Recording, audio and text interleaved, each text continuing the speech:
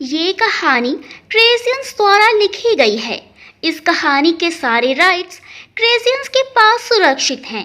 ये कहानी YouTube पर पहली बार अपलोड की गई है। अगर ये कहानी कहीं और प्रकाशित हुई तो उसको नियमों के उल्लंघन का सामना करना पड़ेगा, जिसके फलस्वरूप आपके चैनल पर कॉपीराइट भी आ सकता है। तो कृपया करके इस कहानी को चोरी करने की कोशिश ना करें। आज मुझे घर के ग्रॉसरी शॉपिंग के लिए मार्केट जाना था। संडे था तो मैंने नितिन से मार्केट चलने के लिए कहा और लंच में बाहर ही किसी रेस्टोरेंट में करने की इच्छा भी जताई। पर नितिन संडे वाले दिन भी अपने लैपटॉप पर ऑफिस का कुछ काम करने में बिजी थे। मैंने नितिन के हाथ से लैपटॉप साइड करते हुए कहा, नितिन चलो ना, आज बाहर चलते हैं। मेरा राम सिंह के छोले भटूरे खाने का बड़ा मन कर रहा है। पहले हम छोले भटूरे खाएंगे और वापसी में आते हुए मुझे कुछ ग्रॉसरी का सामान लेना है, वो भी लेते हुए आएंगे। मेरी 7 साल की बेटी परी भी अपने पापा की गोदी में बैठते हुए बोली, हाँ पापा चलिए ना, आज संडे भी है, बड़ा मज़ा आएगा। अब बेटी और बीवी दोनों की फरमाइश थी तो ऐसा हो ही नहीं सकता कि नितिन इग्नोर करते। वो भी बेटी को चुमकारते हुए बोला, हाँ हाँ मेरी गुड़िया ज़रूर चलेंगे। उसने मुझसे भी कहा, तुम दोनों रेडी हो जाओ फिर निकलते हैं। मैंने नितिन के मनपसंद नेवी ब्लू कुर्ती पहनी और अच्छे से तैयार हुई। वैसे भी आज मैंने काफ़ी दिनों बाद नितिन के साथ बाहर जा रही थी। फिर मैंने परी को भी तैयार किया। मैं जैसे ही बाहर आई, नितिन मुझे देखता ही रह गया और प्यार से मेरे गाल खींचते हुए बोला, वाह मेरी स्वीटू, आज तो बड़ी प्यारी लग रही हो। मैंने भी बदले में नितिन के गाल पकड़कर खींच दिए और बोली, मेरे मोटू तुम भी कुछ कम नहीं लग रहे हो। हम दोनों हंस पड़े और फिर निकल पड़े मार्केट की ओर। पहले राम सिंह के छोले भटूरे का लुत्फ उठाया और फिर घर के लिए ग्रॉसरी शॉपिंग भी की। मैंने देखा कि बार बार मेरा फ़ोन बज रहा है। नितिन ने बोला भी फ़ोन उठाने को, लेकिन अननोन नंबर था इसलिए मैंने नज़रअंदाज कर दिया और वापस शॉपिंग करने में बिजी हो गई। मैं, नितिन और परी लंच करके शॉपिंग करके घर आ गई। मैं थक गई थी, इसीलिए नितिन ने मुझे डिनर बनाने से मना कर दिया और बाहर से ही खाना ऑर्डर कर दिया। रात में डिनर करके हम जल्दी ही सो गए। मैंने ब्रेकफास्ट बनाकर नितिन को ऑफिस और परी को स्कूल भेजकर घर के डस्टिंग करके सुस्ता ही रही थी कि फिर से मेरे फ़ोन पर उसी नंबर से कॉल आई जिससे कल आई थी। आज मैंने कॉल नज़रअंदाज सा करते हुए उठा ही ली। मैं हेलो, पर दूसरी तरफ से किसी ने कुछ नहीं बोला।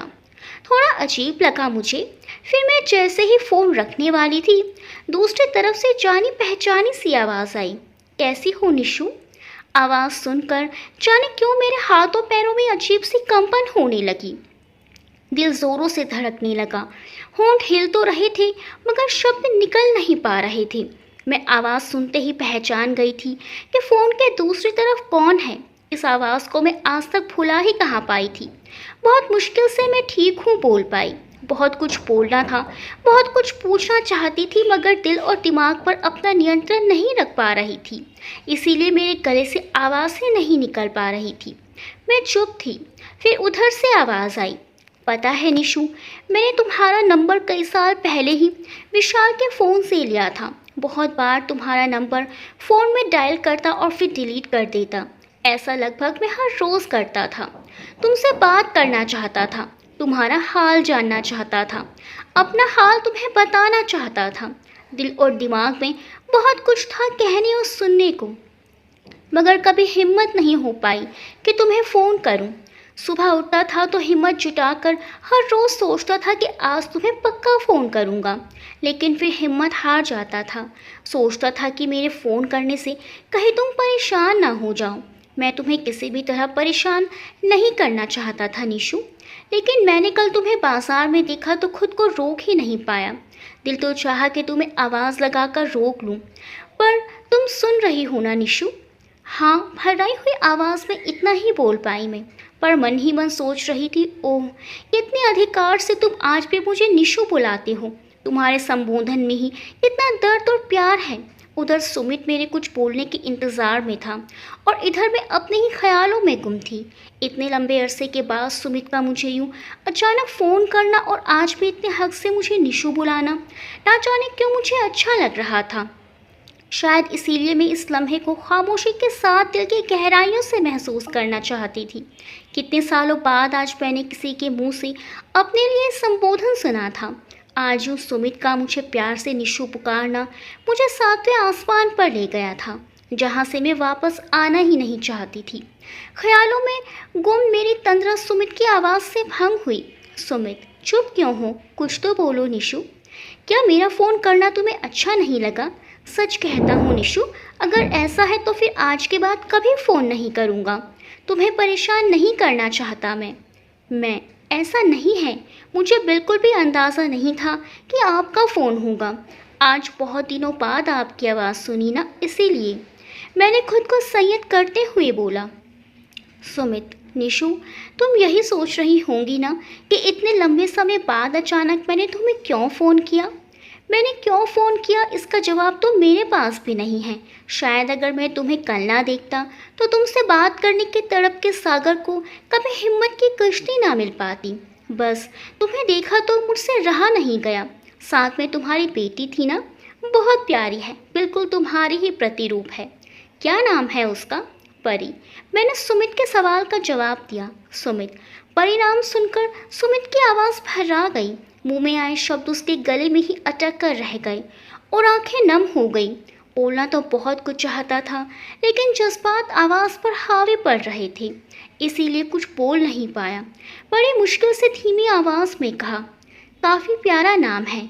जो हाल सुमित का था वही कुछ हाल इधर निशा का भी था, पर वो चुपचाप बस सुमित की बातें सुनते जा रही थी। कुछ बोलने की हिम्मत तो वो भी कहाँ जुटा पा रही थी। सुमित ने कहा, ठीक है निशु, अभी मैं ड्राइव कर रहा हूँ, किसी काम से देहरादून जा रहा हूँ, वहाँ पहुँचकर तुम्हें कॉल करता हूँ। कहकर उसने फ़ोन रख दिया और मैं तो बस फ़ोन को पकड़कर वहीं बैठ गई और धम से सोफे पर गिर पड़ी। आज इतने सालों के बाद इस आवाज़ को सुनकर मेरी चेतना शून्य हो गई थी। आंखें नम थी, गला रूंधा हुआ था, दिमाग सुन पड़ चुका था। दिल में इतनी तड़प थी जैसे हजारों नश्तर कोई एक साथ मेरे दिल को चीर रही हों। मन कर रहा था कि इतना रोऊं और तब तक रोती रहूं जब तक दिल के सारे पीड़ा आंसू के जरिए बाहर ना निकल जाए। मेरी आंखों के सामने बीते अतीत की तस्वीरें फिल्म की भांति सजीव हो उठी। हमारे ज़माने में कम लोग ही गर्मी की छुट्टियों में हिल स्टेशन जाया करते थे। वैसे एक दो बार मेरे मम्मी पापा भी मुझे गर्मियों की छुट्टियों में शिमला और मनाली लेकर गए थे, पर वहाँ मुझे उतना मज़ा नहीं आया क्योंकि वहाँ सीमा दीदी और विशाल भैया, सुमित और ज्योति जो नहीं थे।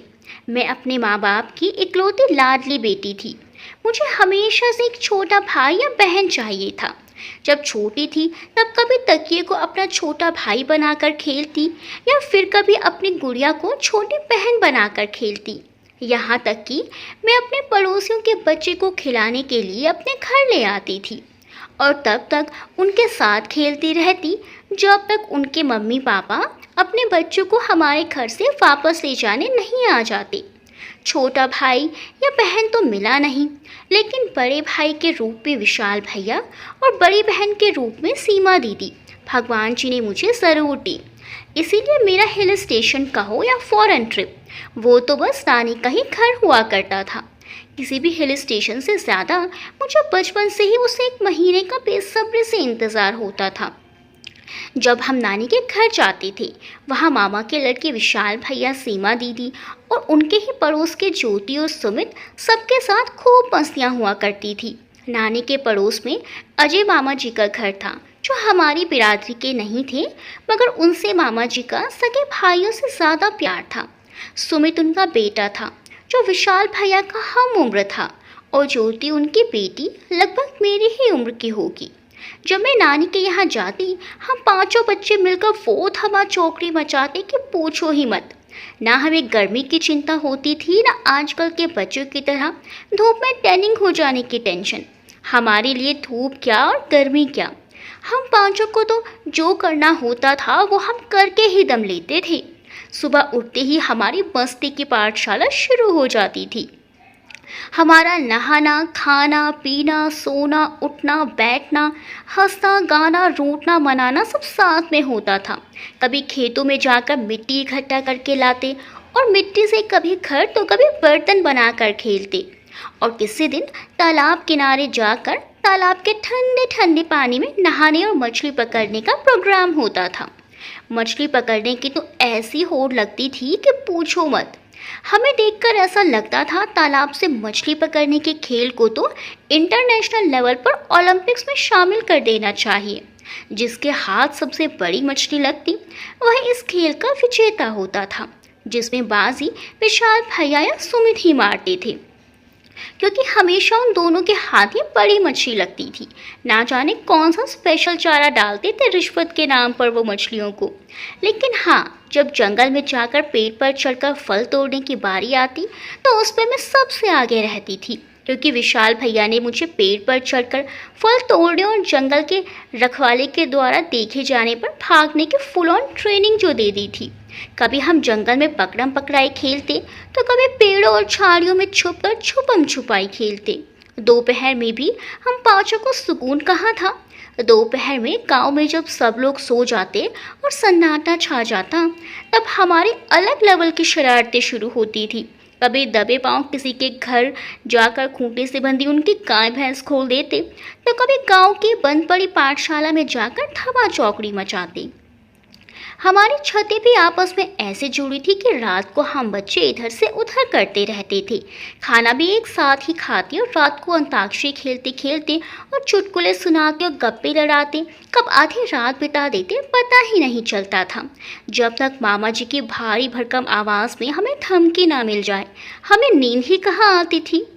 यूं ही समय गुजरता गया और मैं भी अब छोटी सी निशा से तरुणी निशा हो गई। जैसा कि सभी लड़कियों के साथ होता है, मेरे अंदर भी बहुत से बदलाव आए। अब बचपना कम हो गया, खेलना कूदना धमा चौकड़ी मचाना कम हो गया था। थोड़ा कम बोलने लगी थी मैं और शर्माना भी सीख लिया था।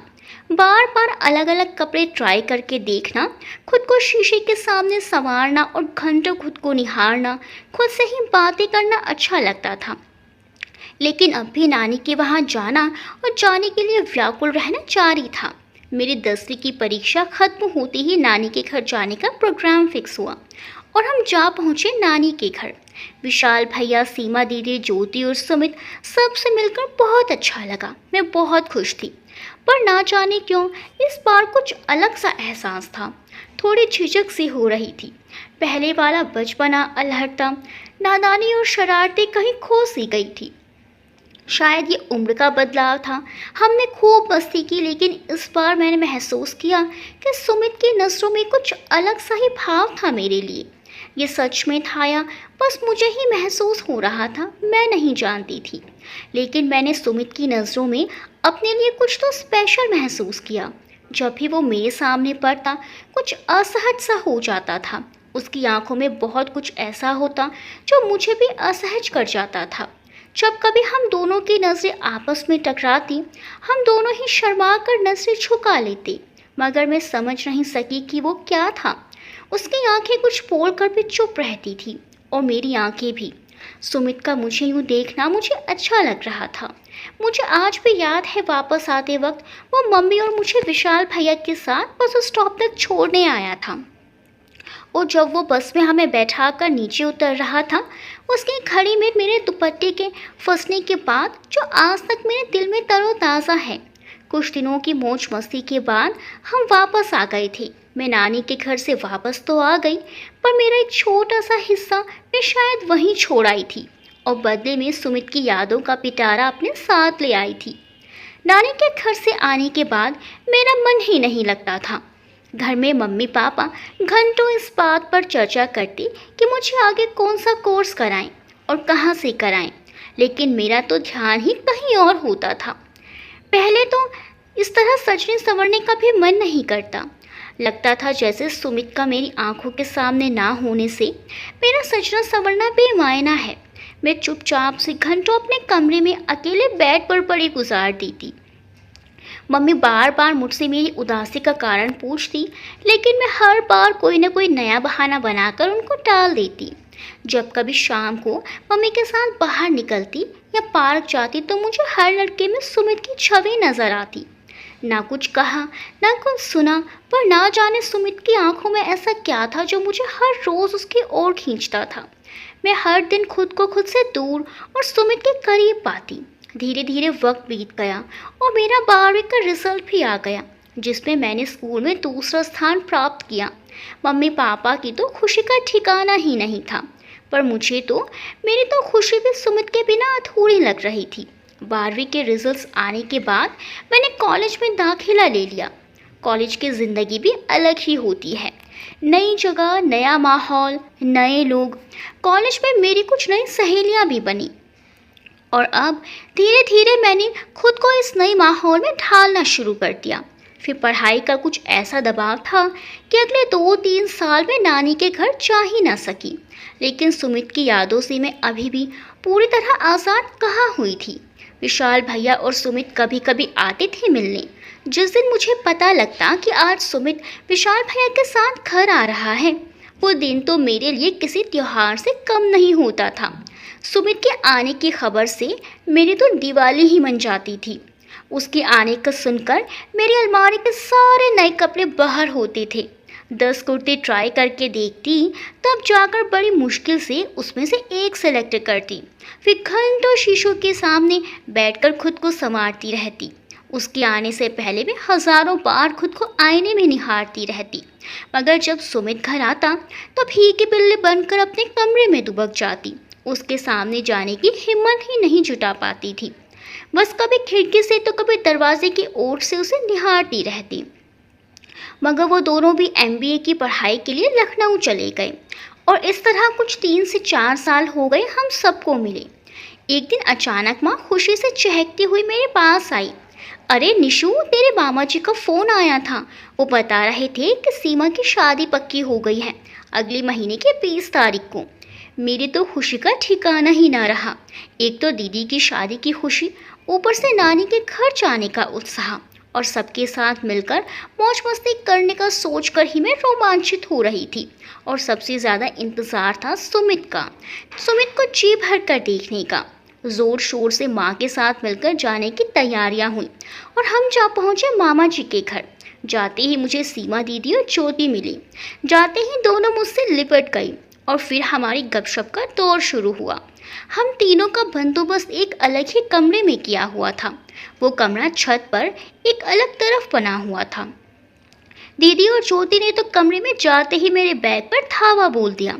दोनों मेरा बैग खोलते हुए एक साथ बोली, हमें अपने सारे ड्रेसेस दिखा, तो क्या क्या लाई है। मैंने बैग खोलकर अपनी ड्रेसेस उनको दिखाना शुरू किया। मेरा पर्पल लहंगा जो मैं खास शादी वाले दिन पहनने वाली थी, देखकर ज्योति बोली, वाह यार कितना प्यारा लहंगा है, तो ये कब पहनने वाली है। मैं बड़ा उत्साहित होते हुए, ये तो मैंने खास फेरों वाले दिन के लिए लिया है। मैंने ज्योति और सीमा दीदी के लिए भी अच्छी अच्छी ड्रेसेस दी थी, जो मेरी तरफ से उनके लिए सरप्राइज़ था। फिर मैंने दोनों से कहा, अच्छा तुम दोनों के लिए मेरे पास कुछ सरप्राइज़ है, चलो दोनों अपनी आंखें बंद करो। तो वो दोनों बड़ा एक्साइटेड हो गई। दोनों ने आंखें बंद की तो मैंने दूसरे बैग में से दोनों के ड्रेसेस निकालकर पैंट पर फैला दी। फिर मैंने कहा, हाँ अब तुम लोग आंखें खोल सकते हो। जैसे ही दोनों ने आंखें खोली, अपने अपने ड्रेसेस देखकर दोनों चिल्ला पड़ी और खुशी के मारे ऐसे पागल हुई जैसे इंडिया और पाकिस्तान के मैच में इंडिया ने धमाकेदार जीत हासिल की हो और दोनों ने मुझे गले से लगा लिया। सीमा दीदी तो दुल्हन थी ही, पर ज्योति और मेरी सारी प्लानिंग हो चुकी थी कि किसको किस फंक्शन में क्या पहनना है। सीमा दीदी ने हमें अपनी ससुराल से भेजे हुए कुछ कपड़े दिखाए जो सच में बहुत सुंदर थे। सीमा दीदी ने हमें जीजू की फ़ोटो दिखाई और बताया कि दोनों घंटों फ़ोन पर बातें करते हैं। मन ही मन में सोचने लगी, ऐसी क्या बात होती है जो घंटों करते हैं। फिर सब भूलकर दीदी की बातों में खो गई।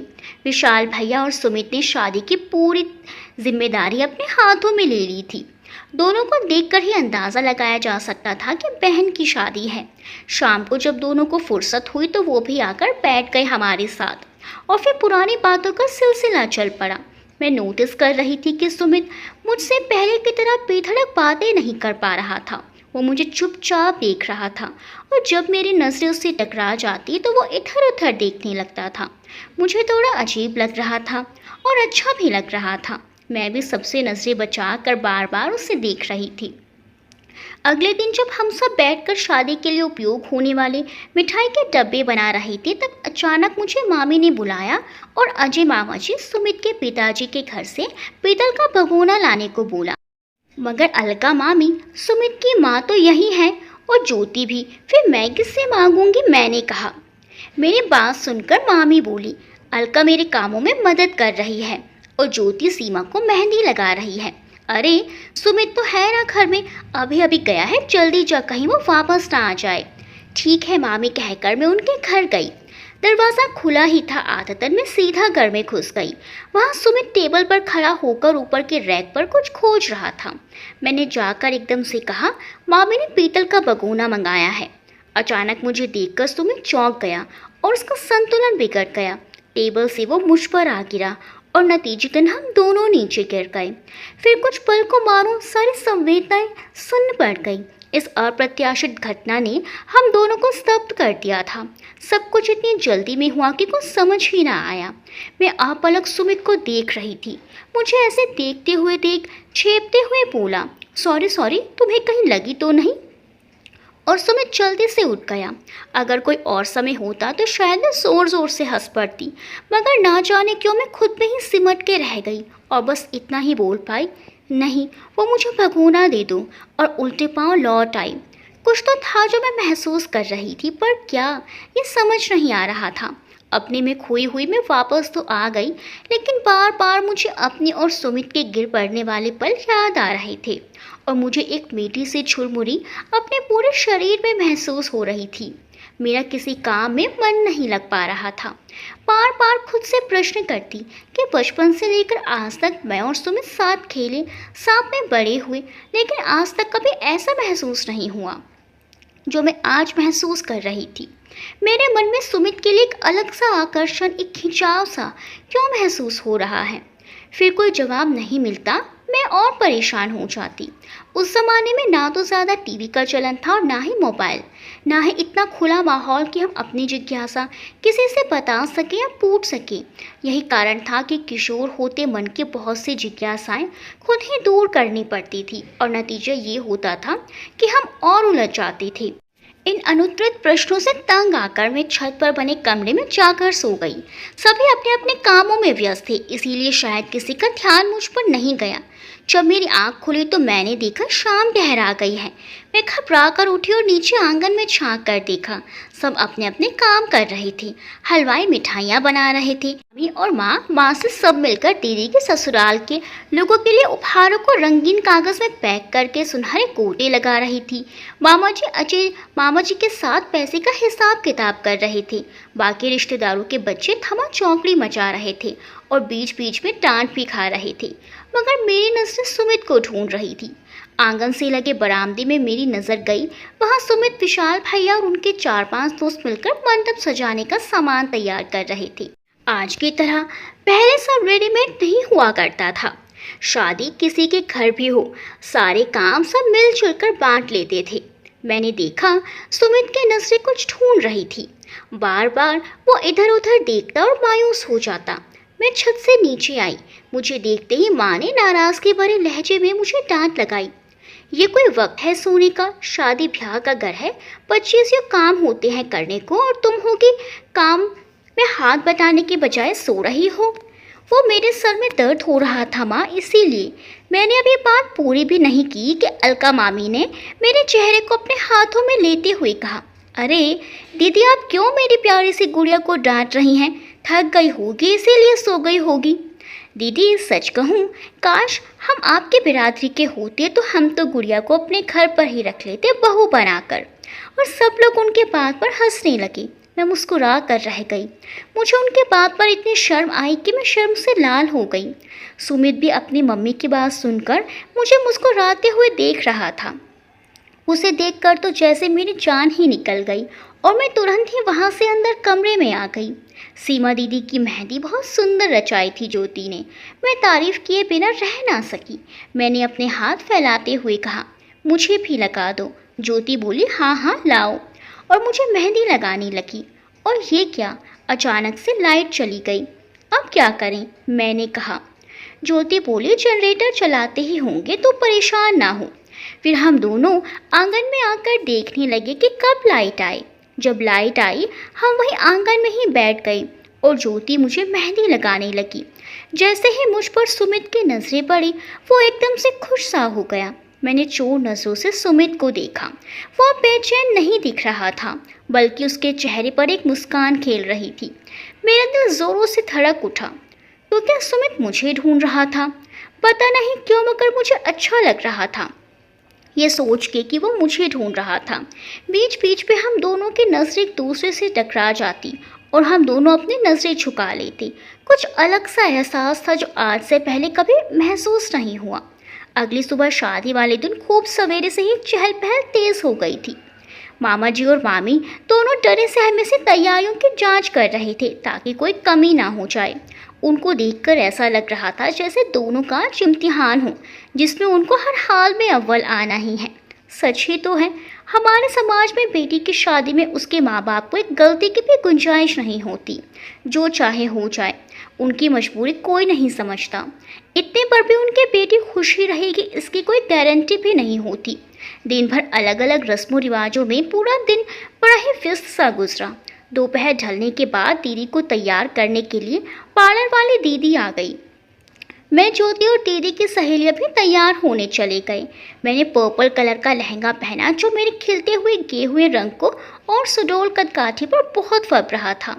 साथ में मैचिंग ज्वेलरी और चूड़ियाँ, लंबे बालों की एक ढीली सी चोटी बनाई जिसके किनारों से 2 लटे निकाल के गालों को चूम रही थी। छोटे से गोल बिंदी और ताज़े बेला के फूलों के गजरे ने श्रृंगार को 4 चांद लगा दिए। ज्योति ने मुझे देखा तो देखती ही रह गई और बोली, हाय निशु, तू आज कितनी प्यारी लग रही है। तू भी कुछ कम नहीं लग रही बन्नू। इस गुलाबी लहंगे में, मैंने उसकी ठुड्डी पकड़कर प्यार से कहा। दीदी की जयमाला हुई। जयमाला के समय सुमित फोटो निकालने में व्यस्त था। जैसे ही उसकी नज़रें मुझ पर पड़ी वो थोड़ी देर मुझे देखता रहा, फिर आंखों ही आंखों में मेरी प्रशंसा की, जैसे मैंने देख के भी अनदेखा कर दिया। हालांकि कहीं ना कहीं श्रृंगार का असली उद्देश्य तो सुमित की प्रशंसा ही था। शादी की रस्म शुरू हो गई। मैं और ज्योति बैठकर रस्मों का और जीजू के साथ हास परिहास का आनंद ले रहे थे कि हमें विशाल भैया ने आंगन में बैठी महिलाओं को खाना खाने के लिए पंडाल में ले जाने को कहा। हम सबको लेकर गए। वहाँ मैंने और ज्योति ने भी सभी औरतों को खाना खिलाना शुरू किया। जब थक कर बैठे तो सुमित ने परात भरकर गुलाब जामुन मेरे सामने लाकर रख दिए। लो निशु, खा लो, तुम्हें पसंद है ना? ये देख ज्योति जोर जोर से हंसने लगी और मैं शर्मा गई। सुमित से ऐसे व्यवहार की उम्मीद नहीं थी मुझे। मैं शर्मा कर वहाँ से उठकर चली आई। मेरे ऐसे जाने से सुमित ने सोचा कि मैं नाराज़ हो गई। सुबह सुबह दीदी के विदा होने के बाद घर एकदम खाली खाली हो गया। मुझे बिल्कुल अच्छा नहीं लग रहा था। सभी लोग रात भर जागे होने की वजह से यहाँ वहाँ सो रहे थे। ज्योति भी अपने घर जाकर सो गई थी, मगर मेरा मन नहीं लग रहा था। मैंने अपने बैग से किताब निकाली जो मैंने सफ़र में पढ़ने के लिए ली थी, जिसको आधा ही पढ़ा था। किताब एक प्रेम कहानी थी जो मेरी एक सहेली ने मुझे दी थी। नाम था झील के उस पार। एक अंधी लड़की की प्रेम कहानी जो उसे लेकर मामा जी के घर के पीछे बने छोटे से बगीचे में चली गई। उस बगीचे में खूब हरियाली थी। ढेरों प्रकार के फूल, सब्जियां और कई छायादार पेड़ भी थे वहाँ। मुझे सबसे ज़्यादा गुलमोहर का पेड़ पसंद था, जिसके नीचे खाट बिछी होती थी। अक्सर नानी वहाँ बैठती थी। मैं वहीं पर बैठकर किताब पढ़ने लगी। जैसे जैसे मैं उस किताब को पढ़ती जा रही थी, मेरे दिमाग में उस कहानी के नायक और नायिका की जगह खुद की और सुमित की छवि बनती जा रही थी। अलग तरह का रोमांच महसूस हो रहा था। मुझे मेरे प्रश्नों के जवाब धीरे धीरे मिलने लगे थे। नहीं नहीं, ये मैं क्या सोच रही हूँ? ऐसा नहीं हो सकता। ये संभव नहीं है, इसका कोई भविष्य नहीं है। मन ही मन सोचकर मेरी आंखें भर आई। अब तो तय था कि मेरे मन में भी सुमित के लिए प्रेम की भावना का जन्म हो चुका था, लेकिन अपनी नियति का, अपनी मर्यादा का ज्ञान था मुझे। मैं जानती थी इस प्रेम कहानी का कोई सुखद अंत नहीं होगा। सोचते सोचे आंखें भर आई। घुटने मोड़कर उस पर सर रखकर मैं सुबकने लगी। इतने में मुझे ढूंढता हुआ सुमित वहां आ पहुंचा। मुझे ऐसे बैठा देखकर उसने मुझे पुकारा, क्या हुआ निशु, ऐसे क्यों बैठी हो? तुम ठीक तो हो ना? बोलो ना। मैं थोड़ा असहज सी हो गई कि कहीं सुमित मेरे आंसू ना देख ले। मैंने जल्दी उसी अवस्था में आंखों को पोंछकर फिर अपना सर उठाया। कुछ नहीं, कोई बात नहीं। वो स्टोरी पढ़ते पढ़ते ऐसे बैठ गई थी। तुम सच बोल रही हो, मगर तुम्हारी आंखें तो कुछ और कह रही हैं। सच बताओ निशु, क्या बात है? किसी ने कुछ कहा या मेरी कोई बात बुरी लगी? निशु, तुम एक पल के लिए भी दुखी नहीं देख सकता, और तुम हो कि यहाँ रो रही हो। ये मैं कैसे बर्दाश्त कर लूँ? तुम नहीं जानती निशु कि तुम मेरे लिए कितना महत्व रखती हो। मुझे नहीं पता कब से, लेकिन जब से होश संभाला तब से ही। अपने माता पिता और बहन के बाद तुम ही हो जिसे खुश देखना ही मेरे जीवन का उद्देश्य है। तुम मेरे सब कुछ हो, तुम मेरा जीवन हो निशु। सुमित बोलता जा रहा था और मेरी आंखें निरंतर बहते हुए उसके शब्दों का साथ दे रही थी। मैं उसको अपलक देख रही थी। अपने लिए ऐसे शब्द सुनना, वो भी उससे जिससे आपको भी प्रेम हो, किशोर मन के लिए शायद एक मीठे स्वप्न की तरह ही होता है। कितना सुखद एहसास था वो। सुमित की बातों में मैं खोई हुई थी। कोई उत्तर या प्रतिक्रिया ना पाकर सुमित अधीर हो उठा। निशु, निशु, तुम सुन रही हो ना? क्या हुआ? तुम रो क्यों रही हो? देखो, चुप हो जाओ। मैं ये सब जाने कैसे और क्यों कह गया। इतने दिनों से अपने दिल में दबा कर रखा हुआ था। तुम्हें रोता देख भावुकता में बह गया। मैं तो यहाँ कल रात के लिए माफ़ी मांगने आया था। मुझे लगा था तुम नाराज़ हो गई थी कल। मुझे माफ़ कर दो और भूल जाओ जो भी मैंने कहा। वो बेचैन होकर अपने माथे पर आए पसीने को पोंछने लगा। सुमित को परेशान देख मैंने खुद को संभालते हुए बोलना शुरू किया। नहीं, मैं आपसे नाराज़ नहीं हूँ, और ना ही किसी बात से दुखी होकर ये आंसू निकले हैं। ये तो अपने स्वप्न के सच होने की खुशी में निकल रहे हैं, या फिर उस स्वप्न के टूट जाने के डर से। दिल और दिमाग के बीच स्पर्धा चल रही है। दोनों एक दूसरे को गलत साबित करने में लगे हैं। किसकी बात मानूं समझ में नहीं आ रहा। मेरी बातों को सुनकर वह प्रश्नवाचक भाव से मुझे देखने लगा। सुमित, मैं जानता हूँ तुम बहुत भावुक हो और समझदार भी, लेकिन इस समय तुम्हारी बातें पहेली सी लग रही हैं। निशा, मैं आज तक इस एहसास से अनजान थी और काश की अनजान ही रहती, लेकिन अब समझ गई हूँ कि मेरे मन में भी आपके लिए वो ही भावनाएं हैं जो आपके मन में मेरे लिए। मैं खुद को बहुत खुशनसीब मानती हूँ कि आप जैसा सुलझा हुआ, सादगी से भरा इंसान मुझे चाहता है। लेकिन सुमित, लेकिन क्या? निशा, पर हमारा भविष्य क्या होगा? क्या हम साथ जीवन बिता सकेंगे? आपके परिवार वाले मुझे बहू के रूप में स्वीकार लेंगे? आप जानते हैं, कल अलका मामी कह रही थी कि अगर मैं उनकी बिरादरी की होती तो वो मुझे बहू बना लेती। मतलब उनके अनुसार मुझ में वो सारे गुण हैं जो उनके बहू में होने चाहिए, लेकिन मेरे अलग बिरादरी से होना उन सारे गुणों पर भारी है। सुमित, जानता तो मैं भी था निशु, इसीलिए तो कभी तुम्हारे सामने मैं अपने प्रेम को स्वीकारना नहीं चाहता था। लेकिन तुम ही बताओ, क्या प्रेम सोच समझ कर देखभाल कर किया जाता है? अगर किया जाता है तो वो प्रेम नहीं है, वो स्वार्थ है। प्रेम तो प्रकृति की दी हुई एक सुंदर अनुभूति है जो ना समय देखती है, ना जात, ना कोई उम्र। हमें पता भी नहीं चलता कि हम किस पल उसके आगोश में समा गए। किसी को कोई प्रेम करने से तो नहीं रोक सकता ना। ये भी तो हो सकता है हम सबको मना लें कि हम सकारात्मक होकर नहीं सोच सकते। मेरी ओर देखते हुए वो अपनी बातों की प्रतिक्रिया का इंतज़ार करने लगा। वो कहते हैं ना कि प्रेम की अपने आप में एक अलग ही खुमारी होती है जो सही गलत, अच्छा बुरा सोचने समझने की सारी ताकत छीन लेती है। अभी कुछ पल पहले तक मैं जो अपने को इस चीज़ से दूर रखना चाहती थी, अब पूरी तरह उसी में ही खो जाना चाह रही थी। आंखें अब भी बनीली थी, मगर मेरे अधरों पर मुस्कान थिरक रही थी। सच ऐसा हो सकेगा क्या? काश ऐसा हो जाए। मन ही मन मैंने ईश्वर से प्रार्थना की। उस दिन हमारे प्रेम का साक्ष्य वो गुलमोहर का पेड़ बना। जिसके लाल लाल फूलों से उतरकर सारी लालिमा मेरे चेहरे पर आ गई थी। सुमित मुझे देखकर मुस्कुरा रहा था और मैं उसे। सुमित, ओ सुमित, कहाँ हो भाई? तभी विशाल भैया की आवाज़ आई जो सुमित को ढूंढ रहे थे। मैंने जल्दी से अपनी आंखें पोंछ ली और सामान्य दिखने का प्रयत्न करने लगी। सुमित ने भी संयत होकर विशाल भैया को जवाब दिया, आजा भाई, यहाँ हूँ बगीचे में। विशाल भैया आए और हमको देखकर बोले, तुम दोनों यहाँ हो और मैं तुम्हें पूरे घर में ढूंढ रहा था। और तू निशा, तो फिर किताबों में घुस गई। तू भी ना एकदम किताबी कीड़ा है। नहीं भैया, वो दीदी की विदाई के बाद मन नहीं लग रहा था, बस इसीलिए मैंने सफाई देनी चाहिए। फिर हम तीनों वहाँ से चले आए। मैं ज्योति से मिलने उसके घर गई और विशाल भैया और सुमित किसी काम से बाहर चले गए। पापा उसी शाम वापस चलने के लिए कहने लगे क्योंकि उनके ऑफिस से छुट्टी ज़्यादा नहीं मिली थी। मेरा तो दिल ही बैठ गया जाने के नाम से। सुमित को देख नहीं पाऊंगी ये सोचकर मैं रुआसी सी हो गई, लेकिन अब क्या कर सकते थे। पापा ने जब तय कर लिया तो मानना ही था।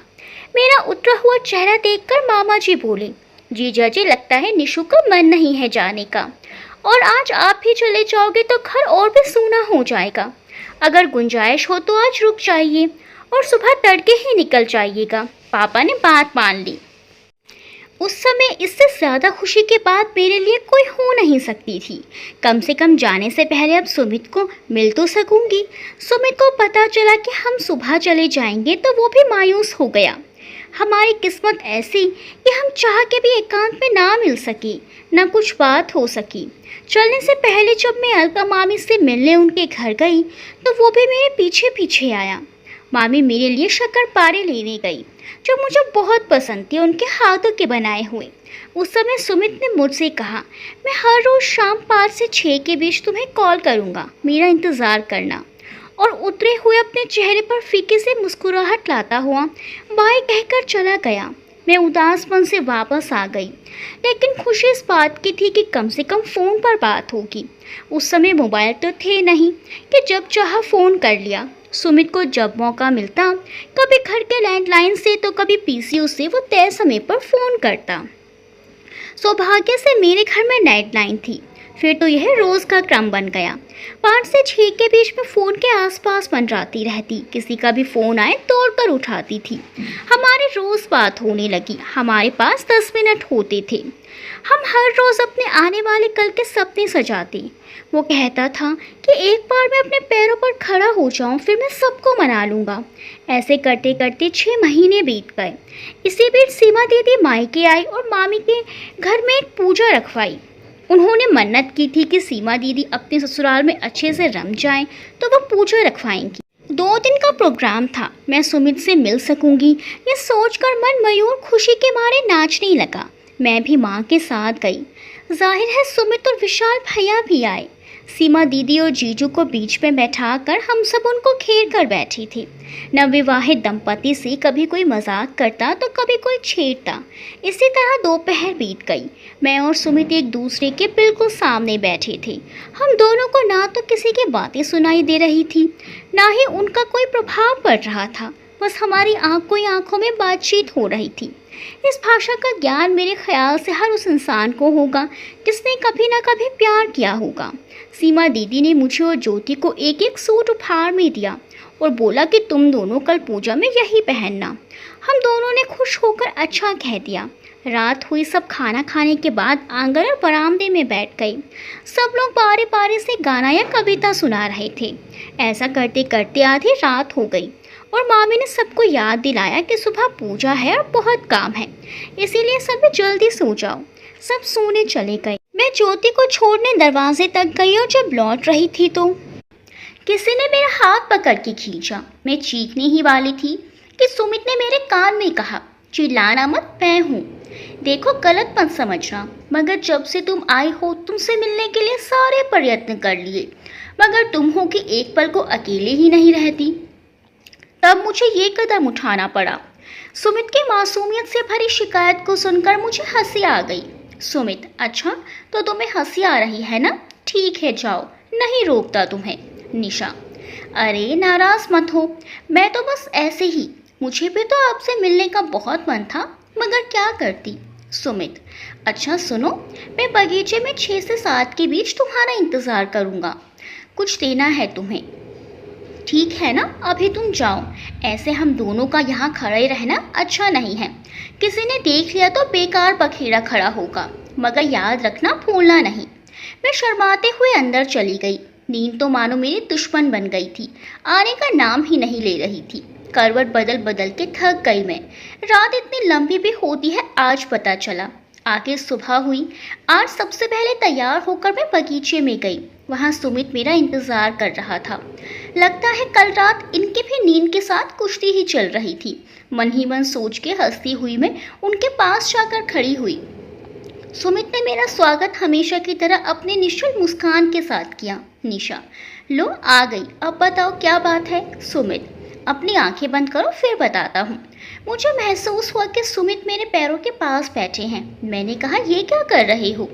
आंखें मत खोलना, सुमित ने चेतावनी देते हुए कहा। हाँ, अब खोल सकती हो आंखें। मेरे दोनों पैरों में खूबसूरत चांदी की पायल थी। मैंने उसकी तरफ देखा। इसकी क्या ज़रूरत थी सुमित? सुमित, अरे निशु, तुम भी ना फिल्मी हीरोइनों वाले खिस्से पीटे डायलॉग मत बोलो। तुम्हें पसंद आया या नहीं ये बताओ। बहुत सुंदर है, मगर जब कल सब पूछेंगी ये कहाँ से आई तो मैं क्या बताऊंगी? सुमित, इसीलिए तो अभी दे रहा हूँ। मेरी याद समझकर रख लेना इसे निशु, और तब पहनना जब मैं सबके सामने ये तुम्हें पहना सकूं। मैं हमेशा कल्पना करता हूँ निशु कि तुम मेरे जीवन में ऐसे ही पायल छनकाती एक दिन आओगी और सदैव मेरा घर इन पायलों की झनकार से गूंजता रहेगा। जी तो चाह रहा था कि सुमित बोलता रहे और मैं सुनती रहूं, मगर डर था किसी के आ जाने का। मैं चलती हूँ, सभी लोग जाग गए हैं और कहकर मैंने पायल खोलनी चाहिए। सुमित, रुको। निशु, अभी ना खोलो, अंदर जाते ही खोल लेना। इनकी रुनझुन की आवाज़ को मैं अपने दिल में बसा कर रख लेना चाहता हूँ। मैं मुस्कुराकर वहाँ से धीरे धीरे चलते हुए अंदर चली गई। सीमा दीदी का दिया हुआ खूबसूरत नीले रंग का सूट पहनकर मैं फूले नहीं समा रही थी। पूजा शुरू हुई और जब प्रसाद बांटने का समय आया तो मुझे और सुमित को एक काम सौंपा गया। बताने की ज़रूरत नहीं कि कितनी खुशी हुई मुझे इस बात से। एक पल जो हमें साथ में गुजारने को मिलता हमारे लिए अमूल्य था। प्रसाद बांटते बांटते धीरे से सुमित ने मेरे कान में कहा, ये रंग तुम पर खूब सुंदर लग रहा है निशु। अच्छा, और मैंने छोटा गुस्सा दिखाते हुए कहा। सुमित हंसता हुआ बोला, तुम भी ठीक ठाक ही लग रही हो। मैं गुस्से से उसको मारने के लिए उसके पीछे भागी। पीछे से अलका मामी के हंसने की आवाज़ आई। वो बोल रही थी, बड़े हो गए पर बचपना नहीं गया इनका। इसी तरह हंसी खुशी में 2 दिन 2 पल के जैसे बीत गए। एक दूसरे से जल्द मिलने और रोज़ फ़ोन पर बात करने का वादा लेकर मैं वापस चली आई। सब कुछ बहुत अच्छा चल रहा था। दुनिया बहुत खूबसूरत लगती थी। हर समय बीते लम्हों के ख्यालों में खोए रहना अच्छा लगता था। सारा दिन मैं शाम का इंतज़ार करती, पर वो कहते हैं ना, खुशियों की उम्र ज़्यादा लंबी नहीं होती। जीवन में सुख और दुख का अपना एक क्रम है, एक के बाद दूसरे को आना ही है। अचानक सुमित के फ़ोन आने बंद हो गए। 1 दिन 2 दिन ऐसे करते करते पूरे 5 दिन हो गए। समझ नहीं आ रहा था कि क्या हुआ। आशंकाओं ने अपना माया जाल फैलाना शुरू कर दिया था। पागलों की तरह मैं दिन भर फ़ोन के पास बैठी रहती। बुरे से बुरे ख्याल दिल में आते। क्या हुआ होगा यही सोचती रहती। माँ भी कई बार मुझे टोक चुकी थी, ये कैसी हालत बना रखी है, मगर मैं क्या करती, किसी चीज़ में दिल ही नहीं लगता था मेरा। फिर एक दिन मामा जी का फ़ोन आया। उन्होंने बताया कि अलका मामी की तबीयत अचानक ख़राब हो गई है और उनको पीजीआई लखनऊ में एडमिट करना पड़ा है। उनको शायद कैंसर हुआ है और वो भी चौथे चरण में है। उनका बचना अब आसान नहीं है। एक पल में मुझे सब समझ आ गया। पिछली बार जब मैं गई थी तभी अलका मामी बहुत थकी थकी लग रही थी। माँ ने टोका भी था, मगर उन्होंने मजाक में टाल दिया था। ओह, सुमित कितनी मुसीबत में है, कैसे झेल रहा होगा ये सब। अंदर ही अंदर में छटपटा रही थी। पापा ने तय किया कि वो अलका मामी को देखने लखनऊ जाएंगे। मैंने भी जाने की जिद की, लेकिन माँ ने मुझे समझाया कि अभी हम मिलकर आ जाते हैं। जब वो घर आ जाएंगी तब वो मुझे ले जाएंगी, क्योंकि अस्पताल में ज़्यादा भीड़ भाड़ करना ठीक नहीं होगा। मैं भगवान के सामने हाथ जोड़कर बैठ गई और प्रार्थना करना शुरू किया कि मामी जल्दी अच्छी हो जाए। बार बार मुझे सुमित और ज्योति का ख्याल आता और आंखों से आंसुओं की अविरल धारा बह निकलती। दिल चाह रहा था कि कैसे भी करके मैं सुमित के पास चली जाऊं। उसका दुख तो खत्म नहीं कर सकती, लेकिन बांट तो सकती हूँ। पंख कटे हुए पंछी की तरह मेरा हाल था, जो अपने पंख तो फड़फड़ा सकता था लेकिन उड़ नहीं सकता था। माँ पापा जब वहाँ पहुँचे तो शायद सुमित को मेरा ध्यान आया होगा, क्योंकि उस दिन उसका फ़ोन आया। जब फ़ोन की घंटी बजी तो मैंने अनमने ढंग से फ़ोन उठाया, क्योंकि सुमित के फ़ोन की उम्मीद छोड़ दी थी। मैंने फ़ोन उठाया। हेलो सुमित, निशु। मैं महसूस कर पा रही थी कि अपनी भावनाओं पर बमुश्किल काबू करने की कोशिश के बाद ये दो शब्द निकले हैं उसके गले से, क्योंकि मेरा भी यही हाल था। हाँ सुमित। सुमित, सब खत्म हो गया है निशु। क्या कहूँ मैं? मम्मी बस कुछ ही दिनों की मेहमान हैं, अब हमारा क्या होगा? सुमित, ऐसे हिम्मत हारने से क्या होगा? आप ऐसे करोगे तो ज्योति का क्या होगा? पापा को कौन संभालेगा? अभी हमारे पास कुछ दिन है ना, हम पूरी कोशिश करेंगे। जब तक उम्मीद की किरण भी बाकी है तब तक उम्मीद खो देना सही है क्या? आपने ही से सीखा है सकारात्मक होकर संघर्ष करते रहना, जीतने की उम्मीद ना हो तो भी अंतिम सांस तक प्रयत्न करते रहना। हम भी प्रयास करेंगे, अच्छे से अच्छे डॉक्टर के पास ले जाएंगे। सुमित, हाँ, दिल्ली के एक बड़े हॉस्पिटल में हमने कैंसर के स्पेशलिस्ट से अपॉइंटमेंट ली है। पापा का तो बुरा हाल है निशु, तुम तो जानते हो पापा और माँ एक दूसरे को कितना प्यार करते हैं, उनको संभालना मुश्किल हो रहा है। काश तुम मेरे साथ होती निशु। आपकी निशु हमेशा आपके पास ही है सुमित, बस मेरा तन यहाँ है, मन से सदैव आपके पास हूँ। अब ज़रा भी मत घबराना। ज्योति कहाँ है? सुमित, ताई जी के पास ही है। ताई जी मेरी मामी, उसका पूरा ख्याल रख रही हैं। वैसे मेरी जानकी बुआ भी आई हुई हैं। आज मैं वापस घर जा रहा हूँ। वहाँ दूसरों के भरोसे बिजनेस ज़्यादा दिन नहीं छोड़ सकते। पापा मम्मी से एक पल को दूर नहीं होना चाहते। मैं भी नहीं चाहता कि वो मम्मी से दूर हो जाएं। जितने दिन भी रह सकें वो हमेशा साथ रहें, क्योंकि अब मैं समझता हूँ कि एक दूसरे का साथ क्या मायने रखता है। इसीलिए मुझे जाना होगा। हाँ ठीक है सुमित, आप अपना ध्यान रखिएगा। फ़ोन रखकर थोड़ी देर वैसे ही बैठी रही। सुमित के शब्द मेरे कानों में गूंज रहे थे। सुमित की जानकी बुआ से मैं एक बार मिली थी। बाकी ज्योति ने बताया था कि पिछली बार जब वो आई थी सुमित के लिए अपनी ननद के बेटे का रिश्ता लेकर आई थी। खूब पीछे पड़ी थी सुमित के पिताजी के कि एक बार लड़की देख लो। उनके अनुसार उनकी ननद की बेटी आभा, हाँ यही नाम था उसका, उसके जैसी खूबसूरत लड़की पूरे 4 गांव में नहीं होगी। आभा के पिता भी बहुत रईस थे तो दहेज भी बहुत मिलेगा, ऐसा लालच भी दिखाया गया था बुआ जी की तरफ से। हालांकि सुमित के पिताजी भी यही चाहते थे, मगर उन्होंने सुमित को जुबान दे रखी थी कि जब तक वो अपने पैरों पर खड़ा नहीं होता उसकी शादी की बात नहीं करेंगे। दरअसल सुमित के पिताजी नौकरी के खिलाफ थे, क्योंकि उनका खुद का ट्रांसपोर्ट का काफ़ी अच्छा बिजनेस था और साथ साथ पुरखों की जमींदारी के कारण अच्छी खासी प्रॉपर्टी भी थी। इकलौता बेटा होने के नाते उसके पास सब कुछ सुमित का ही था, लेकिन सुमित अपने दम पर कुछ करना चाहता था। उसने अपने पापा को कहा था कि MBA के बाद सिर्फ 4 साल वो उसका इंतज़ार करें। अगर इन 4 सालों में वो कुछ अच्छा न कर पाया तो अपने पिताजी का बिजनेस संभाल लेगा और फिर शादी भी कर लेगा। माँ पापा वापस आ गए। माँ बहुत दुखी थी अलका मामी की हालत देखकर, पर कर भी क्या सकते थे। कुछ 6 महीने तक दिल्ली और मुंबई कई जगहों पर जहाँ भी कुछ उम्मीद हो हर जगह कोशिश करने के बाद डॉक्टरों ने अलका मामी को घर ले जाने को कह दिया। डॉक्टरों का कहना था कि अब ज़्यादा कुछ हो नहीं सकता, इसीलिए घर ले जाकर उनके साथ अच्छा समय बिताने की और जितने दिन भी उनके पास हैं उन्हें खुश रखने की कोशिश करनी चाहिए। वो घर वापस आ गई। मुझे उनसे मिलना था तो माँ और मैं नानी के घर गए। हंसती मुस्कुराती अलका मामी का शरीर आधा हो गया था। उनके खूबसूरत बाल, जिनको बचपन में कंघी करने के लिए मैं और ज्योति लड़ पड़ते थे, वो बाल उनका साथ छोड़ चुके थे। बेड पर ऐसा ऐसा लेटा हुआ देखकर मैं खुद को संभाल ना सकी और फूट फूट कर रो पड़ी। इशारे से मुझे पास बुलाकर मामी ने मेरे सर पर हाथ रखा और चुप होने को कहा। ठीक हो जाऊंगी मैं, तुम बच्चों की शादियां देखनी है मुझे, ऐसे कैसे मुझे कुछ हो जाएगा। थोड़ी देर बैठकर मैं बाहर आई। सुमित नहीं था वहाँ। मैं चारों ओर उससे ही ढूंढ रही थी। बाहर निकल के देखा तो बुआ जी, मेरे मामा जी, सुमित के पिताजी और मेरी माँ सब बैठ के कुछ बातें कर रहे थे। ज्योति किचन में चाय बना रही थी। मैं वहाँ जाकर उसकी मदद करने लगी। मैंने पूछा, ये लोग क्या बातें कर रहे हैं। ज्योति ने जो बताया उसे सुनकर ऐसा लगा जैसे मेरे शरीर से किसी ने प्राण निकाल लिए हों। सुमित की माँ की इच्छा थी कि वो सुमित की शादी देखे।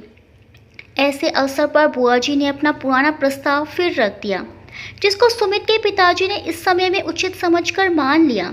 जब सुमित को पता चला तो खूब हंगामा हुआ। वो ये शादी नहीं करना चाहता था। दोनों बाप बेटों में थोड़ी बहस भी हुई। वैसे तो सुमित अपने पिता से ज़्यादा नहीं बोलता था, लेकिन पहले बार उसने उनकी बात काटने की हिम्मत की थी। इस बात से पिताजी बहुत आहत थे। नतीजा ये हुआ कि पिछले 3-4 दिनों से सुमित ऑफिस जल्दी जाता और लगभग सबके सोने के बाद आता और कभी कभी वहीं सो जाता। ज्योति बताते बताते रो पड़ी और बोली, निशु, तेरी तो बहुत मानते हैं भैया, तू बात करना उनसे। मम्मी की हालत तो देख ही रही है ना। अगर उन तक ये बात पहुंचे तो वो शायद कुछ दिन भी ना रह पाए। ज्योति मेरे सामने फूट फूट कर रोने लगी और मैं तो जैसे जड़ हो गई थी अपने स्थान पर। सोचने समझने की शक्ति ही नहीं बची थी। फिर जैसे तैसे करके मैंने ज्योति को चुप कराया। उस रात मैं सो ना सकी। सुमित ने मुझे कुछ क्यों नहीं बताया। माना कि हमारी बातें ज़्यादा नहीं हो पा रही थी, मगर फिर भी ये बात भी थी कि आजकल वो जब भी बात करता बहुत उखड़ा उखड़ा रहता था। मुझे लगता था कि वो अभी अपने हालात से परेशान है, मगर आज पता चला कि अंदर ही अंदर वो कितना लड़ रहा था अपने आप से। पूरी रात में रोती रही। समझ नहीं आ रहा था कि क्या करूं। बहुत सोचने के बाद मैं एक निर्णय पर पहुंची। कुछ तय किया, मन ही मन, और सुबह होने का इंतज़ार करने लगी। ज्योति, ज्योति कहाँ है तू? आवाज़ लगाती हुई मैं कमरे में गई। वोल्का मामी को नाश्ता करा रही थी। मैं उसके साथ किचन में चली आई और पूछा, सुमित का खाना तो तुम लेकर जाती हो ना शहर तक, ये ड्राइवर जाता है। ऐसा करो, आज टिफ़िन मुझे दे दो, मैं लेकर जाती हूँ। ज्योति खुश होकर बोली, हाँ निशु, बात भी कर लेना तू। मेरा दिल कहता है तेरी बात को ज़रूर मान जाएंगे। विशाल भाई ने भी बहुत समझाया है उनको। मैं टिफ़िन लेकर सुमित के ऑफिस पहुंची, जो पास के ही शहर में था। बड़ा सा कैंपस था, जहां छोटे बड़े बहुत से ट्रक खड़े थे। बहुत से लोग भी थे वहाँ। मैं सीधे उसके कैबिन में गई। बचपन से आना जाना था हमारा यहाँ, तो झिझक तो थी ही नहीं। सुमित के साथ उनके ऑफिस के 1-2 लोग थे जो किसी चालान के क्लियर ना होने की बात कर रहे थे। मुझे देखते ही सुमित की आंखें आश्चर्य से फैल गई। उसे शायद यकीन नहीं हो रहा था कि ये मैं ही हूँ। उसने सबको जाने का बोल दिया और मेरे पास आकर बोला, निशु तुम कब आई? तुम यहाँ? मैं कल दोपहर में आई। आप जब घर पर नहीं आओगे तो मुझे ही आना पड़ेगा ना। सुमित, वो काम थोड़ा ज़्यादा था ना। मैं, तो बातें भी छुपाओगे मुझसे? ज्योति ने सब बता दिया है मुझे। आप, अभी बात पूरी भी नहीं हुई थी कि कोई क्लाइंट आ गया। मैं चुप हो गई और टिफ़िन रखकर बाहर आने लगी। उन लोगों को बैठने के लिए बोलकर सुमित मेरे पीछे आया। मैंने कहा, आज शाम को बगीचे में मैं आपका इंतज़ार करूंगी, कहकर मैं वापस जाने लगी। सुमित, मैं नहीं आऊँगा निशु, क्योंकि मैं जानता हूँ कि तुम क्या कहना चाहती हो। मैं, ठीक है, तो फिर मैं देखूंगी कि मेरे विश्वास में ज़्यादा ताकत है या आपके ज़िद में। कह तो दिया, पर डर लग रहा था कि अगर सुमित नहीं आया तो। लेकिन फिर मेरा दिल मुझे आश्वस्त करने लगा, सुमित ज़रूर आएगा। मैं बेसब्री से सुमित का इंतज़ार कर रही थी। खुद को सामान्य बनाए रखने मेरे लिए सबसे बड़ी चुनौती थी। थोड़ी ही देर में सुमित वहाँ आया। मैं गुलमोहर के पेड़ से टेक लेकर खड़ी थी। आते ही उसने मुझसे कहा, लो आ गया मैं, तुम्हारी बात कैसे टाल सकता हूँ? नाराज़ हो मुझसे? मैंने तुमसे शादी की बात छुपाई। मैंने कहा, हाँ, नाराज़ तो मैं हूँ आपसे, लेकिन बात छुपाई इसीलिए नहीं। आपने मुझे इतना कमज़ोर समझा इसलिए। आपको लगा मैं इस चीज़ को बर्दाश्त नहीं कर पाऊंगी, इसीलिए इतनी कमज़ोर नहीं हूँ मैं। सुमित, तो शादी करने से ही उनको सहारा मिलना है, तो वो मैं तुमसे क्यों नहीं कर सकता? आज मैं उनसे साफ साफ कह दूंगा कि मैं तुमसे शादी करना चाहता हूँ। अगर उन्होंने ज़ुबान दी है तो मैंने भी तुम्हें दी है। मैं घबरा कर, नहीं नहीं सुमित, ऐसा गजब मत कर देना। बात सिर्फ शादी की नहीं, अब बात उनके आत्मसम्मान की है, उनके अहम की है। अगर आप उनकी बात मान लेते हैं तो उनको ये भरोसा होगा कि पत्नी के चले जाने पर भी बच्चे हैं जो उनका मान सम्मान करेंगे, उनको प्यार करेंगे। लेकिन आपने आज उनकी बात नहीं मानी तो भावनात्मक रूप से वो खुद को आज से ही अकेला समझेंगे। अगर सब कुछ ठीक होता तो शायद एक बार हम सबको समझा भी लेते, लेकिन अब परिस्थितियाँ ऐसी नहीं हैं कि हम सिर्फ अपने अपने बारे में सोचें। और ये भी तो सोचो, मम्मी को जब पता चलेगा क्या वो खुश होंगी? क्या मुझे अच्छा लगेगा कि बाप बेटे के बीच जीवन में पहली बार मेरी वजह से बहस हुई? सुमित, मैं नहीं बर्दाश्त कर पा रहा जो भी मेरे साथ हो रहा है। पहले मम्मी फिर तुम, सब एक के बाद एक। मैं क्या करूँगा ऐसे ज़िंदगी का जिसमें वो लोग ही ना हों जिनको मैं प्यार करता हूँ? मैं, आप सिर्फ अपने बारे में सोच रहे हैं। आप अपने पापा के बारे में सोचिए।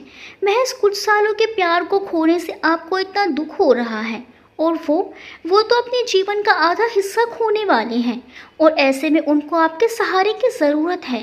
तो आप सिर्फ अपना सोच रहे हैं। सुमित, लेकिन निशु, क्या ये तुम्हारे साथ गलत नहीं होगा?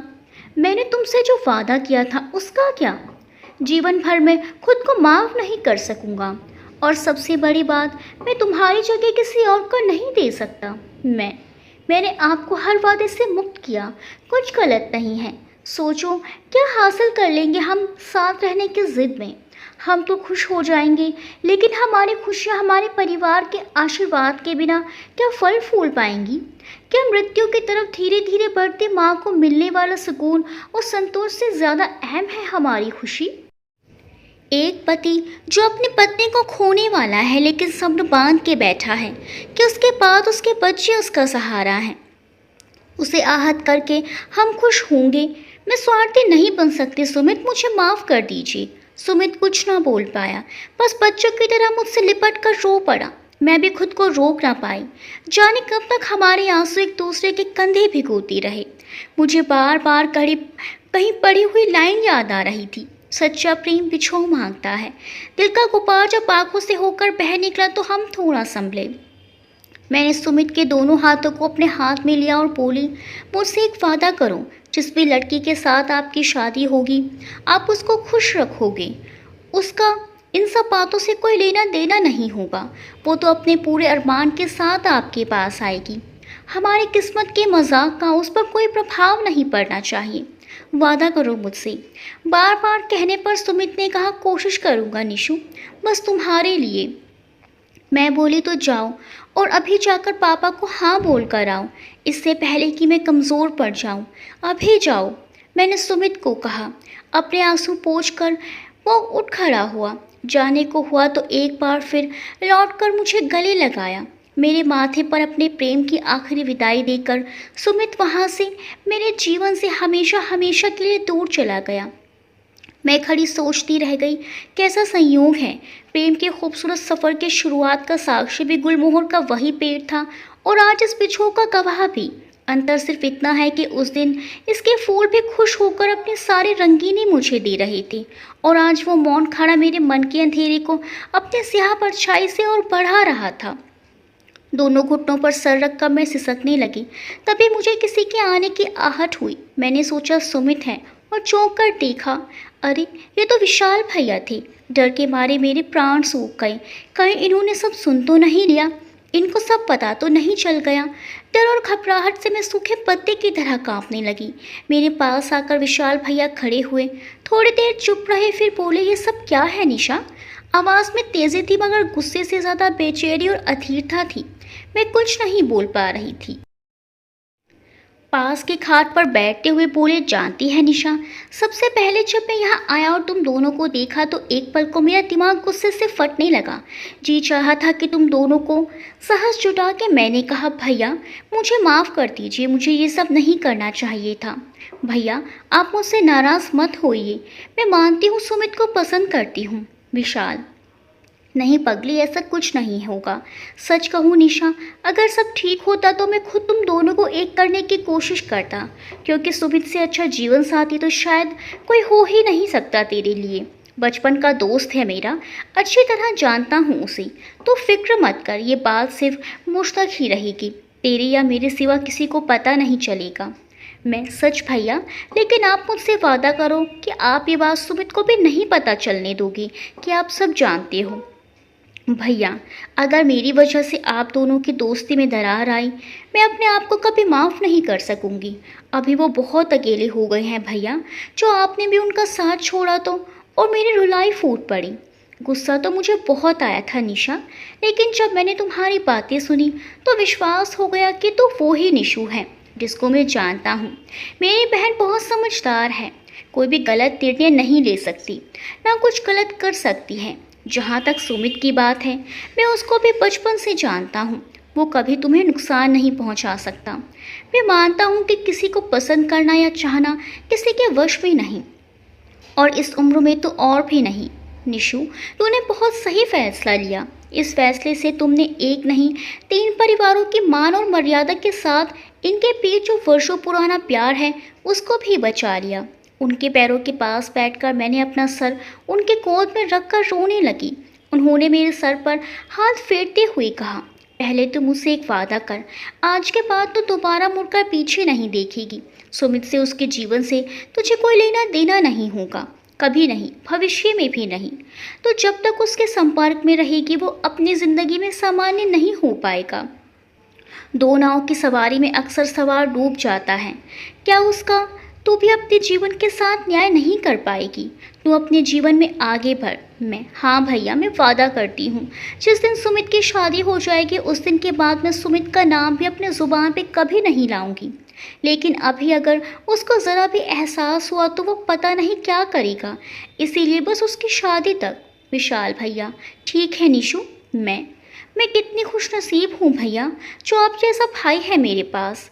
आपने मुझे समझा भैया, वरना तो ईश्वर करे हर निशा को आप जैसा भाई मिले, क्योंकि अगर आप जैसा भाई हर निशा को मिलेगा तो कोई भी निशा कभी भी कुछ गलत नहीं करेगी। मेरे सिर पर हल्के से चपत लगाकर भैया मुझे अपने साथ ले गए। दिल का बोझ सा उतर गया था मेरा। मैं वापस आ गई क्योंकि मेरी परीक्षा शुरू होने वाली थी। सच तो ये था कि अब मैं वहाँ रुकना ही नहीं चाहती थी। यहाँ आने पर बीच बीच में सुमित से बात हो जाती थी। अलका मामी की तबीयत कुछ ज़्यादा ही ख़राब रहने लगी, इसीलिए आनन फानन में एक तम तम छाम वाले सारे समारोह में सुमित और आभा की शादी हो गई।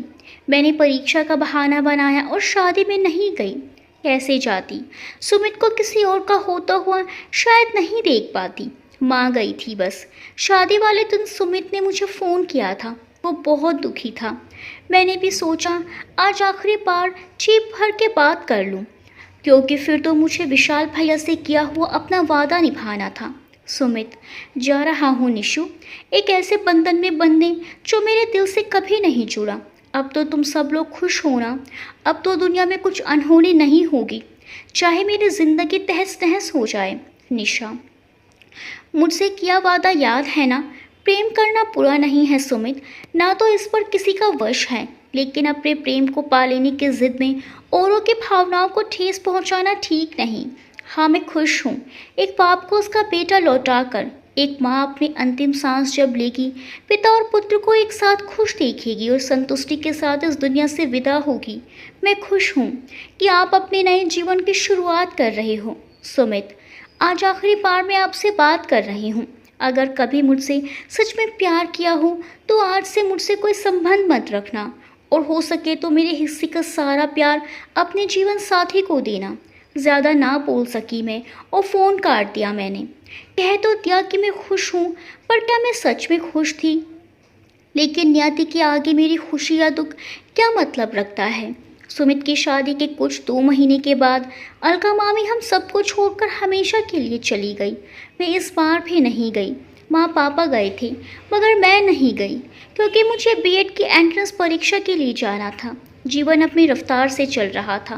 मैंने बीएड अच्छे नंबरों से पास किया। अभी आगे का मैं सोच ही रही थी कि नितिन का रिश्ता मेरे लिए आया। अच्छा घर वर देखकर पापा ने बिना देर किए मेरी शादी करना उचित समझा। नितिन मुझे देखने अपने माता पिता के साथ आए थे।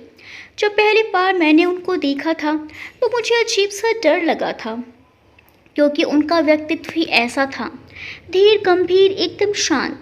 लेकिन शादी होने के बाद मैंने उनका एक अलग ही रूप देखा जो बेहद मस्तीखोर था। बच्चों सा भोला मन और साफ दिल इंसान। ऐसे इंसान के साथ कोई कैसे अन्याय कर सकता था। मैं भी सब कुछ भूलकर पूरी ईमानदारी से अपने दाम्पत्य जीवन का निर्वहन करने लगी।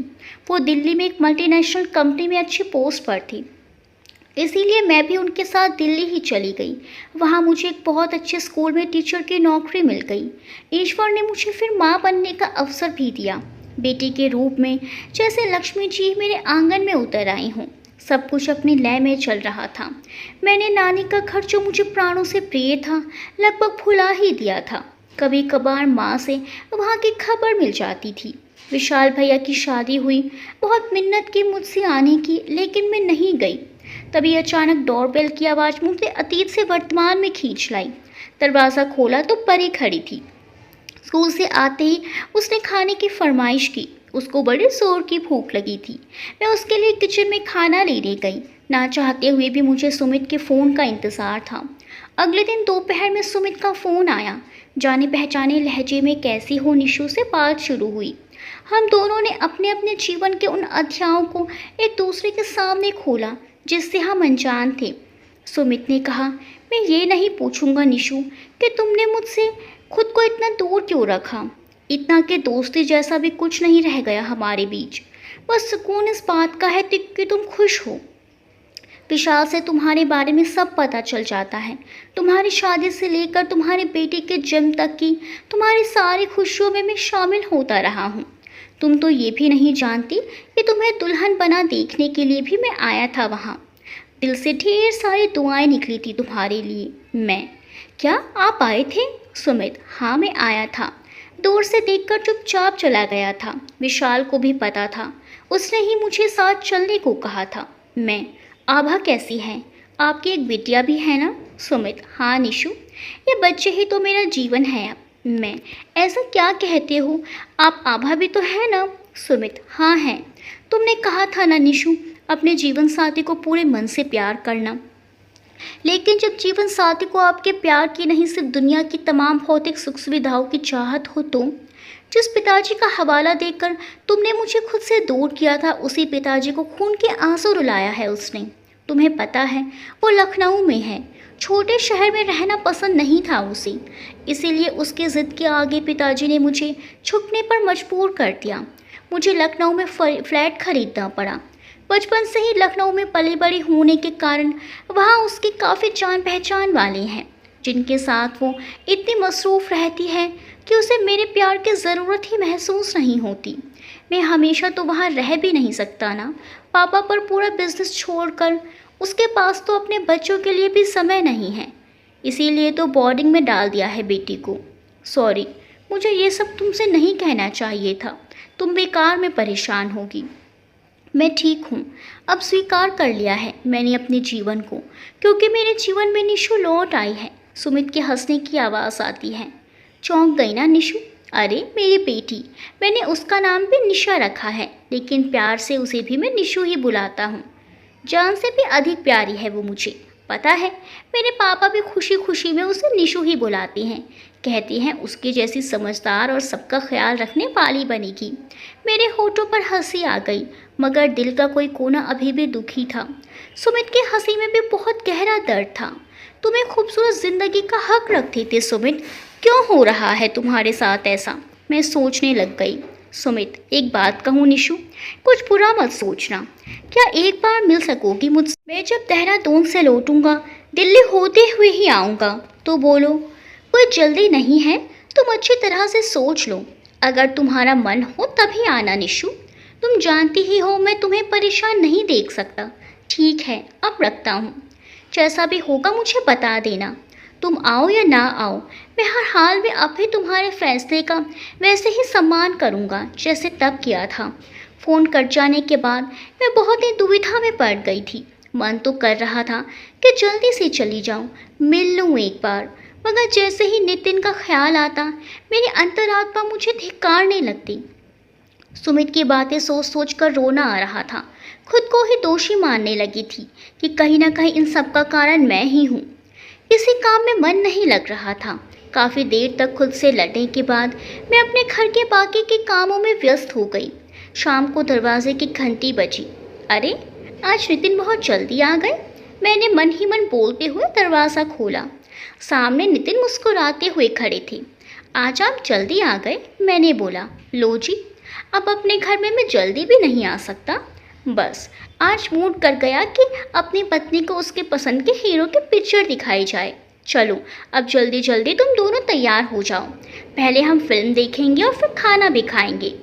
क्यों मेरी छोटू शिजुका, क्या खाएं हम आज? पिज़्ज़ा, बर्गर या नान पराठा? कहते हुए अपनी बेटी को गोदी में उठा लिया। पापा, मुझे तो पिज़्ज़ा खाना है, बोलते हुए बेटी ने मचलकर उनके गले में अपनी बाहें डाल दी। हाँ तो ठीक है, पिज़्ज़ा ही खाएंगे, नितिन ने प्यार करते हुए अपनी बेटी से कहा। फिर वो अपने कपड़े बदलने चले गए। नितिन के इतने अच्छे मूड को देखते हुए मैं मना नहीं कर सकी और अनमने ढंग से ही सही तैयार होने चली गई। फिल्म बहुत इमोशनल थी। एक तो पहले से ही मेरा मन भरा हुआ था, मुझे रोने का बहाना मिल गया। नितिन ने मुझे रोते हुए देख लिया था। हम खाना खाने के लिए मॉल के ऊपर वाले फूड कोर्ट के रेस्टोरेंट में बैठे थे। बेटी को गेम खेलना था तो उसे गेम खेलने के लिए भेज दिया। वो मस्त होकर गेम खेल रही थी। नितिन ने मेरे हाथ पर अपना हाथ रखते हुए कहा, क्या बात है निशु, तुम परेशान क्यों लग रही हो? माना फिल्म इमोशनल थी मगर इतनी भी नहीं। अगर तुम मुझे बता सकती हो तो बताओ निशु, क्या बात है? मैंने कभी तुम्हें ऐसे नहीं देखा। कोई बात तो है। मैंने नजरें नीचे किए हुए बोला। कोई बात नहीं है नितिन, वो फिल्म के सीन ऐसे थे कि मैं इमोशनल हो गई। नितिन ने मेरे चेहरे को ऊपर उठाते हुए कहा, मेरी तरफ देखकर कहो निशु, माना हम पहले पति पत्नी बने फिर बेस्ट फ्रेंड्स, लेकिन बेस्ट फ्रेंड तो बेस्ट फ्रेंड होता है ना, फिर उससे कोई बात छुपा कैसे सकती हो?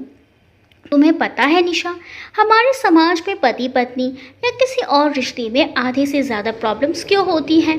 क्योंकि हमें ये लगता है कि हमारी बात कोई नहीं समझेगा, हम जज किए जाएंगे। कई मामलों में ऐसा भी सही होता है, लेकिन कई बार ना हमें एक मौका ज़रूर देना चाहिए, खुद को भी और सामने वाले को भी। बोल के तो देखो निशु, प्रॉमिस में तुम्हारी बात पति बनकर नहीं दोस्त बनकर सुनूंगा। नितिन सही कह रहे थे। आज तक उन्होंने मुझसे कभी कुछ नहीं छुपाया। हमेशा अच्छा या बुरा हम दोनों सब कुछ एक दूसरे को बताते थे। पर यह बात थोड़ी अलग थी। क्या नितिन अपना पुरुषत्व के अहम को त्याग कर अपने पति होने के अहंकार को काबू में रखकर सुन पाएंगे? जैसा कि मैंने बहुत से पुरुषों के बारे में सुना है या सुनती आई हूँ, अपनी महिला मित्रों से, सहकर्मियों से। क्या करूं? एक तरफ नितिन का प्रेम भरा आग्रह मुझे मजबूर कर रहा था अपना दिल खोलकर रख दूं उनके सामने, मगर अगले ही पल दिमाग चेतावनी दे रहा था, नहीं निशा, ऐसी गलती मत करना। फिर मैंने सोचा अगर सही में नितिन मुझे अच्छे से समझते हैं तो मेरी बात ज़रूर समझेंगे, और इन 9 सालों में इतना तो नितिन को जान ही चुकी हूँ कि मैं उन पर भरोसा कर सकती हूँ। मैंने बोलना शुरू किया और अपने मन की उलझन उनको बताई। नितिन थोड़े गंभीर हो उठे। मैं डर गई कि कहीं मेरी आशंकाएं सही तो नहीं हो गई, लेकिन तभी नितिन जोर से अपने चित परिचित अंदाज में हंसने लगी और बोले, तुम बिल्कुल पागल हो निशु, बस इतनी सी बात के लिए तुम इतना परेशान थी। देखो, आज के ज़माने में जब हम साथ पढ़ते हैं, साथ जॉब करते हैं, तो अपने उम्र के उस पड़ाव में जब किसी विपरीत लिंगी आकर्षण सबसे ज़्यादा होता है तो स्वाभाविक है किसी को पसंद करना। इसमें मुझे कोई बुराई नहीं नजर आती, जब तक कि संबंध पूरी ईमानदारी और मर्यादा के साथ निभाया जाए। और तुम्हें क्या लगा निशु, मैं तुम पर शक करूँगा? 9 साल हो गए हैं निशु, इतने दिन साथ रहने के बाद भी अगर मैं तुम पर भरोसा नहीं कर सकता तो फिर ये मेरी बेवकूफ़ी ही होगी, और वो भी सिर्फ इसीलिए कि तुम्हारा कोई अतीत था। ठीक है निशा, अतीत तो अतीत में दफन हो गया ना। आज तुम, मैं तुम्हारा वर्तमान हूँ। अगर आज तुमने मुझसे छुप के उससे मिलने गई होती या मिली होती तो शायद मुझे बुरा लगता। मैं तुम्हें बिल्कुल नहीं रोकूंगा निशु। अगर तुम्हारी इच्छा हो तो तुम ज़रूर जाना। ये तुम्हारी भी ज़िंदगी है, इस पर तुम्हारा अधिकार है। मैं तुम्हारी ज़िंदगी के फैसले में अपनी राय ज़रूर दे सकता हूँ, और फैसले लेने का हक सिर्फ तुम्हें है। तुम्हारा जीवन का मैं मालिक नहीं हूँ, बल्कि साथ चलने वाला, जीवन के रास्ते के हर मोड़ पर साथ निभाने वाला तुम्हारा हमसफ़र हूँ। कहते कहते उन्होंने मेरा हाथ प्यार से दबा दिया। हमारा ऑर्डर भी आ गया था। बेटे को बुलाकर हम खाना खाने लगे। मेरे दिलो दिमाग में नितिन की बातें घूम रही थी। जाने कौन से पुण्य किए होंगे मैंने जो मुझे नितिन मिले। मेरे जीवन में इन 3 पुरुषों ने, सुमित, विशाल भैया और नितिन, ऐसा प्रभाव डाला कि अब अगर कोई मुझे कहे कि पुरुष भावुक नहीं होते, स्त्रियों को नहीं समझते, तो मैं कभी ना मानूं। हालांकि ये तो मैं जानती हूँ कि सबकी तकदीर मेरे जैसी नहीं होती। काश कि हर पुरुष इनके जैसी सोच रखता तो शायद हम स्त्रियों को सही मायनों में बराबरी का हक मिल पाता। हम घर वापस लौट आए। बेटी गाड़ी में ही सो गई थी। सुबह की तैयारी मुझे रात में ही करनी होती थी, इसीलिए मैं कपड़े बदलकर किचन में चली आई। सुबह नाश्ता, दोपहर के लंच सबकी तैयारी करके रख लेने से मुझे आराम रहता है। सारा दिन निपटा के जब मैं कमरे में गई तो नितिन हमेशा की तरह किताब पढ़ रहे थे। मैं जाकर उनके बगल में लेट गई। उन्होंने प्यार से मेरे गाल थपथपाए और मेरा सर अपने कंधों पर रख लिया।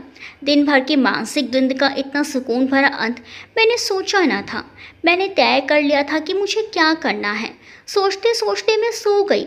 सुबह फिर वही भाग दौड़ शुरू हुई। नितिन ऑफिस के लिए निकले और बेटी स्कूल के लिए। दिन में जब मैं लंच करके फ्री हुई तो सुमित का फ़ोन आया। बोलो निशु। सुमित की शांत और शालीन आवाज़ आई। मैं कैसे बोलूं, कुछ समझ नहीं आ रहा था। फिर हिम्मत करके मैंने बोला, मैं वो सुमित, मैं जानता हूँ कि तुम नहीं आओगे निशु। जिस दिन मैंने तुमसे आने को कहा था, मैं उस दिन ही तुम्हारा जवाब जानता था। जिस निशु को मैं जानता हूँ उसका यही फैसला होना चाहिए। तुम खुश रहो अपने जीवन में निशु। इतने दिनों बाद तुम्हारी आवाज़ सुनने को मिली, मेरे लिए यही बहुत है। बाकी की ज़िंदगी के लिए तुम अपने दिल पर कोई बोझ मत रखना निशु। मैं ठीक हूँ और ठीक ही रहूँगा। मैं नहीं चाहता कि मेरी वजह से तुम्हारे जीवन में कोई समस्या आए या तुम दोनों पति पत्नी के बीच कोई गलतफहमी हो। निशा, ऐसी बात नहीं है। मैंने नितिन को सब बता दिया है। उन्होंने सब कुछ मेरे ऊपर छोड़ दिया है। लेकिन मैं सुमित, फिर तो तुमने बहुत ही सही फैसला किया है निशु। मैं बहुत खुश हूँ कि नितिन के रूप में तुम्हें एक अच्छा और समझदार जीवन साथी मिला है। हमेशा खुश रहना, कहकर उसने फ़ोन काट दिया। मैं नहीं जानती थी कि मैंने जो किया वो सुमित या मेरे लिए सही था या नहीं। अगर मुझे अभी यही सही लगा। हालांकि दोनों का मन लालायित था मिलने को, लेकिन उस रास्ते पर जाने से क्या फ़ायदा जिसकी कोई मंजिल ना हो। नितिन ने मुझे समझा ये मेरी अच्छी किस्मत है, लेकिन आभा भी इस बात को समझ ली कि इसकी कोई गारंटी नहीं है। पहले से ही उलझे हुए सुमित के जीवन के तारों को मैं और नहीं उलझाना चाहती थी। वो अफसाना जिसे अंजाम तक ले जाना ना हो मुमकिन, उसे एक खूबसूरत मोड़ देकर छोड़ना अच्छा। इस गाने के बोलों की सार्थकता आज मुझे महसूस हो रही।